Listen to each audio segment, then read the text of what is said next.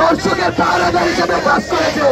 আমরা মনে করি যে ভবিষ্যতে আজকের পর থেকে এই 24 ঘন্টার আলটিমেটার পক্ষ থেকে যেখানে দর্শক পুলিশ যদি না দাঁড়ায় আমরা পুলিশকে কিন্তু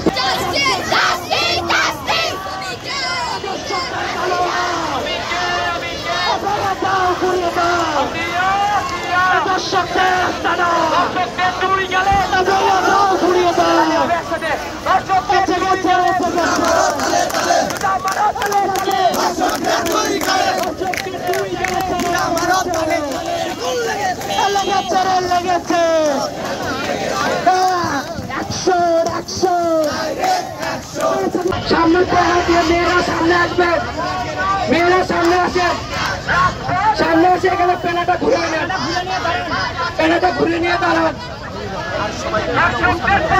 সবাই সবার জায়গা থেকে অবস্থান নেবেন।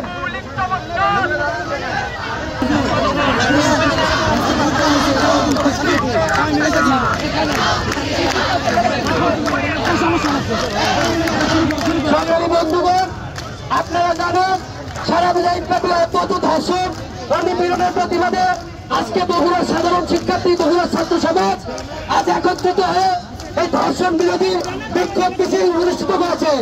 সংগ্রামী বন্ধুগণ, আপনারা জানেন এদেশে 70 বছরের বৃদ্ধা থেকে 3 বছরের শিশু পর্যন্ত কিন্তু তার সমবয়সী মানুষের সাথে সহযোগী সম্পর্ক করে, কিন্তু আজকে এসে দাঁড়িয়ে 3 বছরের শিশু এই পুলিশ দর্শকের পাহারাদার হিসেবে কাজ করেছে। আমরা মনে করি যে ভবিষ্যতে আজকের পর থেকে এই 24 ঘন্টার আলটিমেটার পক্ষ থেকে যেখানে দর্শক পুলিশ যদি না দাঁড়ায় আমরা পুলিশকে কিন্তু আমরা ছাত্র সমাজ প্রত্যেকখানে সরকারকে 24 ঘন্টার মধ্যে সমাধান না করতে পারেন প্রোটেক্ট করে দেন, দরকার নাই আপনাদের। আমরা 24 ঘন্টা পর ওই 7 মাথা ব্লকেট করব এবং এই বগুড়া থেকে